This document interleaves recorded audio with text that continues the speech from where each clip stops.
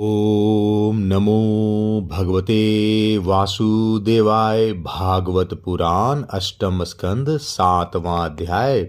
समुद्र मंथन का आरंभ और भगवान शंकर का विषपान। श्री सुखदेव जी कहते हैं, परीक्षित, देवता और असुरों ने नागराज वासुकी को यह वचन देकर कि समुद्र मंथन से प्राप्त होने वाले अमृत में तुम्हारा भी हिस्सा रहेगा, उन्हें भी सम्मिलित कर लिया। इसके बाद उन लोगों ने वासुकी नाग को नेति के समान मंदराचल में लपेट कर भली भांति उद्यत हो बड़े उत्साह और आनंद से अमृत के लिए समुद्र मंथन प्रारंभ किया। उस समय पहले पहले अजित भगवान वासुकी के मुख की ओर लग गए, इसलिए देवता भी उधर ही आ जुटे। परंतु भगवान की यह चेष्टा दैत्य सेनापतियों को पसंद न आई। उन्होंने कहा कि पूंछ तो सांप का अशुभ अंग है, हम उसे नहीं पकड़ेंगे।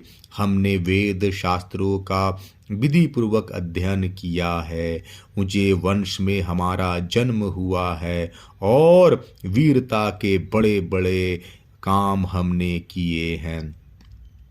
हम देवताओं से किस बात में कम है? यह कहकर वे लोग चुपचाप एक ओर खड़े हो गए। उनकी यह मनोवृत्ति देख भगवान ने मुस्कुराकर वासुकी का मुंह छोड़ दिया और देवताओं के साथ उन्होंने पूंछ पकड़ ली। इस प्रकार अपना अपना स्थान निश्चित कर के देवता और असुर अमृत प्राप्ति के लिए पूरी तैयारी से समुद्र मंथन करने लगे। परीक्षित, जब समुद्र मंथन होने लगा तब बड़े बड़े बलवान देवता और असुरों के पकड़े रहने पर भी अपने भार की अधिकता और नीचे कोई आधार न होने के कारण मंदराचल समुद्र में डूबने लगा। इस प्रकार अत्यंत बलवान दैव के द्वारा अपना सब किया कराया मिट्टी में मिलते देख उनका मन टूट गया। सबके मुंह पर उदासी छा गई। उस समय भगवान ने देखा यह तो विघ्नराज की करतूत है, इसलिए उन्होंने उसके निवारण का उपाय सोचकर अत्यंत विशाल एवं विचित्र कच्छप का रूप धारण किया और समुद्र के जल में प्रवेश करके मंदराचल को ऊपर उठा दिया। भगवान की शक्ति अनंत है, वे सत्य संकल्प है, उनके लिए यह कौन सी बड़ी बात थी। देवता और असुरों ने देखा कि मंदराचल तो ऊपर उठ आया है, तब वे फिर से समुद्र मंथन के लिए उठ खड़े हुए। उस समय भगवान ने जम्बू द्वीप के समान 1,00,000 योजन फैली हुई अपनी पीठ पर मंदराचल को धारण कर रखा था। परीक्षित, जब बड़े बड़े देवता और असुरों ने अपने बाहुबल से मंदराचल को प्रेरित किया, तब वह भगवान के पीठ पर घूमने लगा। अनंत शक्तिशाली आदि कच्छप भगवान को उस पर्वत का चक्कर लगाना ऐसा जान पड़ता था मानो कोई उनकी पीठ खुजला रहा हो। साथ ही समुद्र मंथन संपन्न करने के लिए भगवान ने असुरों में उनकी शक्ति और बल को बढ़ाते हुए असुर रूप में प्रवेश किया। वैसे ही उन्होंने देवताओं को उत्साहित करते हुए उनमें देव रूप से प्रवेश किया और वासुकी नाग में निंद्रा के रूप से। इधर पर्वत के ऊपर दूसरे पर्वत के समान बनकर सहस्र बाहु भगवान अपने हाथों से उसे दबाकर स्थित हो गए। उस समय आकाश में ब्रह्मा, शंकर, इंद्र आदि उनकी स्तुति और उनके ऊपर पुष्पों की वर्षा करने लगे। इस प्रकार भगवान ने पर्वत के ऊपर उसको दबा रखने वाले के रूप में, नीचे उसके आधार कच्छप के रूप में, देवता और असुर के शरीर में, उनकी शक्ति के रूप में, पर्वत में दृढ़ता के रूप में और नेति बने हुए वासुकी नाग में निंद्रा के रूप में, जिससे उसे कष्ट न हो, प्रवेश करके सब ओर से सबको शक्ति संपन्न कर दिया। तब वे अपने बल के मद से उन्मत्त होकर मंदराचल के द्वारा बड़े वेग से समुद्र मंथन करने लगे। उस समय समुद्र और उसमें रहने वाले मगर, मछली आदि जीव क्षुब्ध हो गए। नागराज वासुकी के हजारों कठोर नेत्र, मुख और श्वासों से विष की आग निकलने लगी। उनके धुएं से पौलोम, काले, बलि, इलवल आदि असुर निस्तेज हो गए। उस समय वे ऐसे जान पड़ते थे मानो दावानल से झुलसे हुए शाखू के पेड़ खड़े हो। देवता भी उससे न बच सके। वासुकी के श्वास की लपटों से उनका भी तेज फीका पड़ गया। वस्त्र, माला, कवच एवं मुख धूमिल हो गए। उनकी यह दशा देखकर भगवान की प्रेरणा से बादल देवताओं के ऊपर वर्षा करने लगे एवं वायु समुद्र की तरंगों का स्पर्श करके शीतलता और सुगंधि का संचार करने लगी। इस प्रकार देवता और असुरों के समुद्र मंथन करने पर भी जब अमृत न निकला तब स्वयं अजित भगवान समुद्र मंथन करने लगे। मेघ के समान सांवले शरीर पर सुनहला पीतांबर, कानों में बिजली के समान चमकते हुए कुंडल, सिर पर लहराते हुए घुंघराले बाल, नेत्रों में लाल लाल रेखाएं और गले में वनमाला सुशोभित हो रही थी। संपूर्ण जगत को अभय दान करने वाले अपने विश्व विजयी भुज दंडों से वासुकी नाग को पकड़कर तथा कुर्म रूप से पर्वत को धारण कर जब भगवान मंदराचल की मथानी से समुद्र मंथन करने लगे, उस समय वे दूसरे पर्वतराज के समान बड़े ही सुंदर लग रहे थे। जब अजीत भगवान ने इस प्रकार समुद्र मंथन किया तब समुद्र में बड़ी खलबली मच गई। मछली, मगर, सांप और कछुए भयभीत होकर ऊपर आ गए और इधर उधर भागने लगे। तिमी, तिमिंगल आदि मत्स्य, समुद्री हाथी और ग्राह व्याकुल हो गए। उसी समय पहले पहल हलाहल नामक अत्यंत उग्र विष निकला। वह अत्यंत उग्र विष दिशा विदिशा में ऊपर नीचे सर्वत्र उड़ने और फैलने लगा। इस असह्य विष से बचने का कोई उपाय भी तो न था। भयभीत होकर संपूर्ण प्रजा और प्रजापति किसी के द्वारा त्राण न मिलने पर भगवान सदाशिव की शरण में गए। भगवान शंकर सती जी के साथ कैलाश पर्वत पर विराजमान थे। बड़े बड़े ऋषि मुनि उनकी सेवा कर रहे थे। वे वहाँ तीनों लोकों के अभ्युदय और मोक्ष के लिए तपस्या कर रहे थे। प्रजापतियों ने उनका दर्शन करके उनकी स्तुति करते हुए उन्हें प्रणाम किया। प्रजापतियों ने भगवान शंकर की स्तुति की। देवताओं के आराध्य देव महादेव, आप समस्त प्राणियों के आत्मा और उनके जीवन दाता हैं। हम लोग आपकी शरण में आए हैं। त्रिलोकी को भस्म करने वाला इस उग्र विष से आप हमारी रक्षा कीजिए।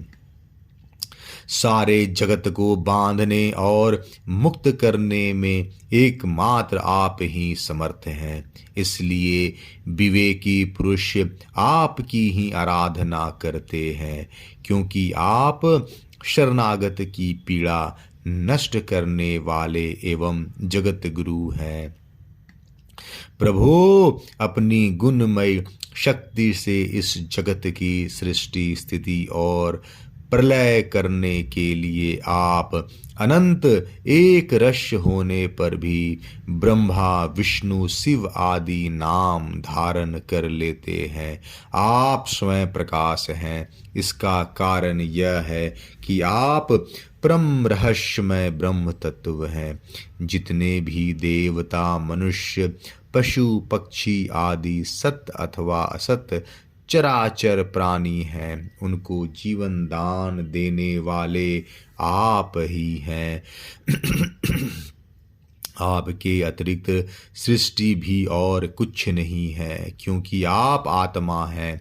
अनेक शक्तियों द्वारा आप ही जगत रूप में भी प्रतीत हो रहे हैं, क्योंकि आप ईश्वर हैं, सर्वसमर्थ हैं। समस्त वेद आप से ही प्रकट हुए हैं। इसलिए आप समस्त ज्ञानों के मूल स्रोत, स्वतः सिद्ध ज्ञान है। आप ही जगत के आदि कारण, महतत्व और त्रिविध अहंकार हैं, एवं आप ही प्राण, इंद्रियें, पंच महाभूत तथा शब्दादि विषयों के भिन्न भिन्न स्वभाव और उनके मूल कारण है। आप स्वयं ही प्राणियों के वृद्धि और हास करने वाले काल हैं, उनका कल्याण करने वाले यज्ञ हैं एवं सत्य और मधुर वाणी है। धर्म भी आपका ही स्वरूप है। आप ही अ, उम इन तीनों अक्षरों से युक्त प्रणव है अथवा त्रिगुणात्मक का प्रकृति है, ऐसा कि वेदवादी महात्मा कहते हैं। सर्वदेव स्वरूप अग्नि आपका मुख है। तीनों लोकों के अभ्युदय करने वाले शंकर, यह पृथ्वी आपका चरण कमल है। आप अखिल देव स्वरूप हैं। यह काल आपकी गति है। दिशाएं कान है और वरुण रश्नेन्द्रिय हैं। आकाश नाभि है, वायु श्वास है, सूर्य नेत्र है और जल वीर्य है। आपका अहंकार नीचे ऊंचे सभी जीवों का आश्रय है। चंद्रमा मन है और प्रभु स्वर्ग आपका सिर है। वेद स्वरूप भगवन समुद्र आपकी कोख है। पृथ्वी हड्डियां हैं। सब प्रकार की औषधियां और घास आपके रोम हैं। गायत्री आदि छंद आपकी सातों धातुएं हैं और सभी प्रकार के धर्म आपके हृदय हैं। स्वामीन, सधोजात आदि 5 उपनिषद ही आपके तत्पुरुष, अघोर, सधोजात, वामदेव और ईशान नामक 5 मुख है।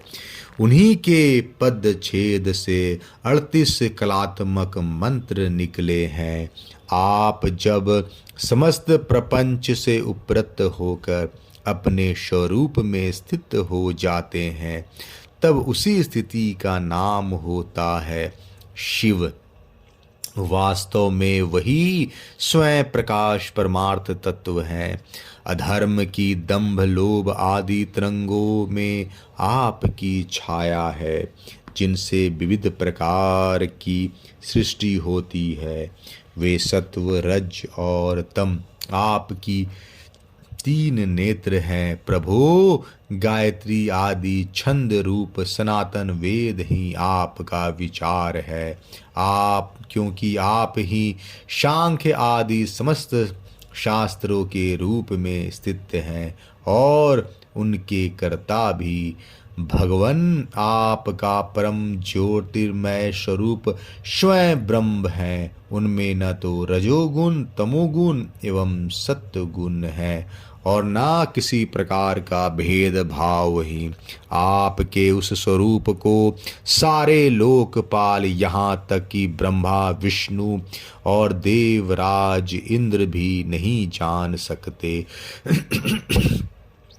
आपने कामदेव, दक्ष के यज्ञ, त्रिपुरासुर और कालकूट विष, जिसको आप अभी अभी अवश्य पी जाएंगे, और उनके जीवद्रोही असुरों को नष्ट कर दिया है।